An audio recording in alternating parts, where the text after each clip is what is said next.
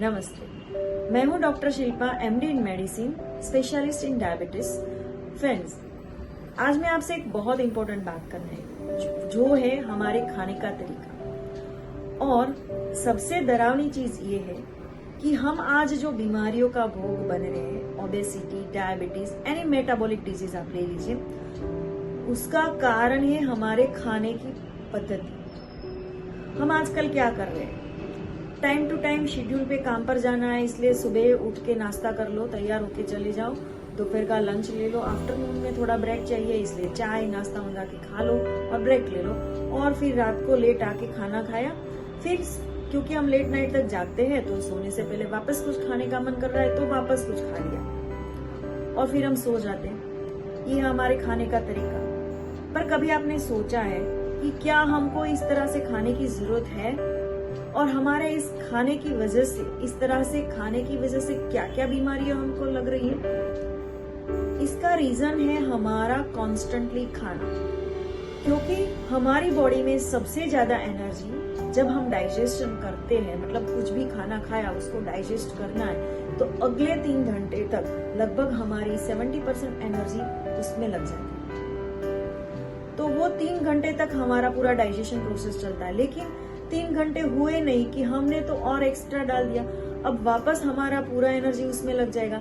इसकी वजह से हमारी जो क्लैरिटी ऑफ वर्क है, फिजिकल एक्टिविटी है, उसमें हम आलस कर जाते हैं, एक इनर्शिया रहता है। आफ्टर ईटिंग हैवी मील आपने भी फील किया होगा कि सोने का मन करता है। क्यों?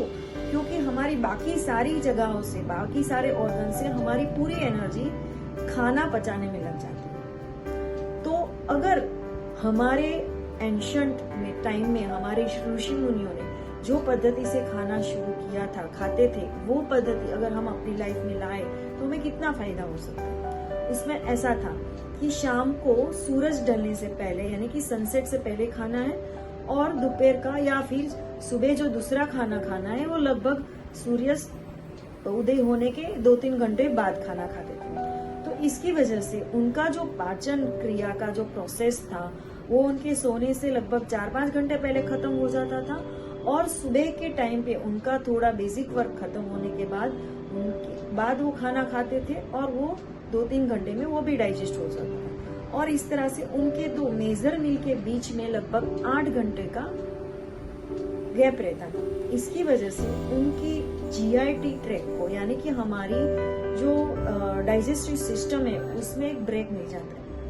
इसके अलावा 2 खानों के बीच में 8 घंटे का अलावा हम जो रात के टाइम सोते हैं वो सब इंक्लूड करके 24 घंटे में लगभग 16 घंटे हम अपनी बॉडी में, स्टमक में कुछ भी नहीं डालते। इसकी वजह से ये टाइम के दौरान हमारे पूरे अदर ऑर्गन्स में भी पूरा टाइम ब्रेक मिल जाता है, रिलैक्सेशन मिल जाता है, उसको क्लीनिंग करने का टाइम मिल जाता है।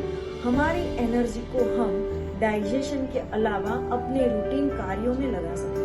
हमारी मेंटल क्लैरिटी इतनी रहती थी, हमारी फिजिकल एक्टिविटी इतनी अच्छे से हो सकती थी कि हमें बिल्कुल आलस नहीं होता था। और हम ऑटोफेजी जैसी प्रोसेस की वजह से, डिटॉक्सिफिकेशन जैसी प्रोसेस की वजह से, जो फास्टिंग आवर्स में होता है, उसकी वजह से हम बीमार भी कम पड़ते थे, हम बहुत सारी मेटाबॉलिक डिजीज से दूर रह सकते थे। तो ये एक जो पद्धति है जिसमें हम 2 टाइम 24 घंटे में 2 टाइम अच्छे से 8 घंटे के गैप के दौरान 2 भोजन, और बाकी के 16 घंटे में हम लिक्विड खुराक जैसे कि हर्बल टी, नारियल पानी, नींबू पानी, या फिर हम सादा पानी बीच में लेके, या फिर जीरा पानी, ऐसा सौंफ का पानी, ये सब पी के हम अपनी थोड़ी बहुत एनर्जी को कंटिन्यू कर सकते हैं और अपनी डाइजेस्टिव सिस्टम को क्लीन रख सकते हैं, और बाकी सारी सिस्टम को भी अच्छे से वर्क करने का शक्ति दे सकते हैं। वैसे भी हम जैसे जानते हैं, मुझे एक बहुत सिंपल एग्जांपल देना है। क्या आपने सोचा है आपकी गाड़ी में जो आप पेट्रोल डलवाते हो, वो पेट्रोल क्या आप तीनों टाइम डलवाते हो, या फिर जब खाली होने आए, या फिर ऑलमोस्ट आपको बहुत दूर जाना है, उस टाइम पे आपको लगा कि शायद कम पड़ सकता है, तो जितनी रिक्वायरमेंट उतना पेट्रोल डलवाते हो, या फिर डलवाते ही जाते हो, नहीं 2 टाइम पेट्रोल डलवाना ही है। अगर आप ऐसा करते हो तो क्या होगा? सिंपली आपका जो पेट्रोल टैंक है वो स्पिल आउट हो जाएगा, उसमें पेट्रोल बाहर निकलने लगेगा। सिमिलरली हम भी क्या अपने सिस्टम के साथ ऐसा नहीं कर रहे? मुझे भूख लगी है कि नहीं लगी है, मुझे अच्छा कुछ खाने सामने मिल गया, मैंने खा लिया। अभी तो 2 घंटे पहले या घंटे पहले मैंने अब पेट भर के खाना खाया था, फिर भी मैंने खा लिया।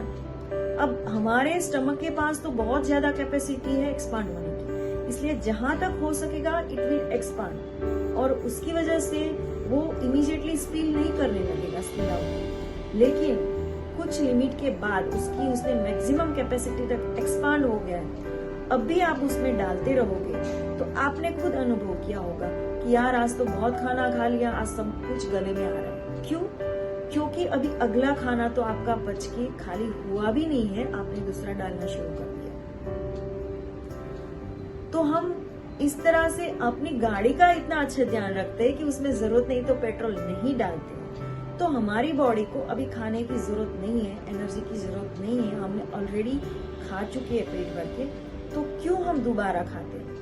जरा सोचिए, इतने पूरी सिस्टम को बिगाड़ के रख देते हैं, क्योंकि हमारा स्टमक वैसे भी एक्सपांड हो सकता है। एक बार वो बहुत ज्यादा एक्सपांडेड हो गया, वैसे भी हमारी आदत बन जाएगी, जब तक फुल स्टमक न हो हमको सेटिस्फेक्शन नहीं मिलता, इसलिए फिर आपकी और ज्यादा एक्स्ट्रा खाने की आदत भी बन जाएगी जितनी आपको जरूरत भी नहीं है। और यही वजह है हमारे आजकल के लोगों में मोटापा बढ़ने का। आपने देखा होगा बच्चों को भूख लगी या नहीं लगी, पूरा दिन खाते रहते, घर पे बैठे टीवी देखते हुए, मोबाइल देखते हुए, फिर उनकी ये हैबिट बन जाती है। और जब तक कि वो 15-16 साल के होते हैं तब तक पहले से ही वो ओबेस हो चुके होते। अब सोचिए, जो मोटापा हम 40-45 साल की उम्र में एक्वायर करते थे और बाद में बीमारियां आती थी, अब ये बच्चों में 25 साल 30 साल में आने लग गई।